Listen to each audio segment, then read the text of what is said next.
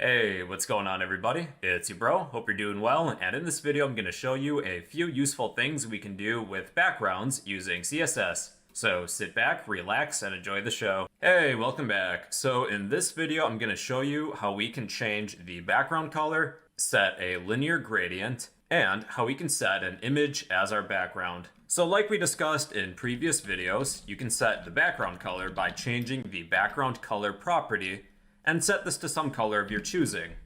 Now, another option is to set a linear gradient. The property name is background and the value is linear gradient. And within the parentheses, you can add two or more colors. Perhaps sky blue and light green.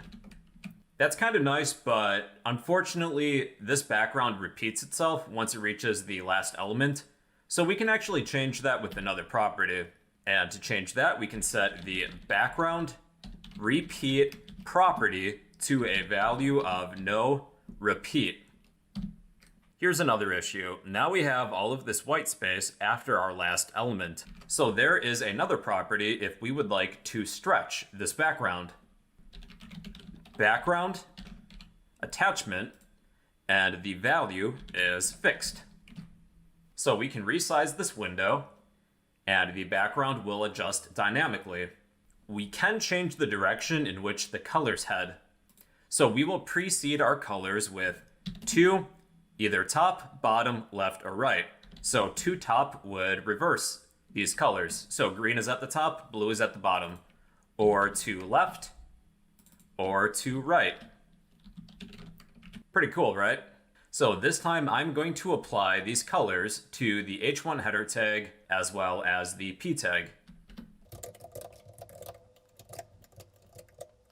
So the background of these elements is this linear gradient, but not the background of the body of our HTML document. I'm going to change this color from light green to white for both. And with the p tag, let's say to left instead. Okay, now this is how we can set an image as our background. So find an image that you like. Here's a picture of Central Park, and I placed this image along with my index.html file as well as my CSS file. So I will set the background image to a value of URL. You can place an external URL in here, but since these files are right next to each other, I only have to list the file name.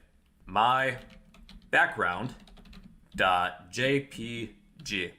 But this is probably going to be a different name for you. Okay, so this image is gigantic. I'm going to copy background repeat and background attachment. And I will set the background position to center.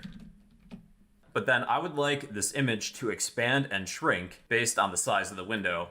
So there's one more property that we need, and that is background size.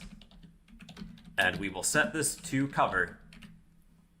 Okay, now if I resize this window, this image will resize dynamically.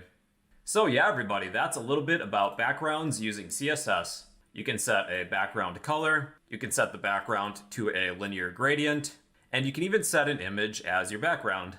So yeah, those are a few things you can do to change the background using CSS. If you found this video helpful, you can help me out by smashing that like button, leave a random comment down below, and subscribe if you'd like to become a fellow bro.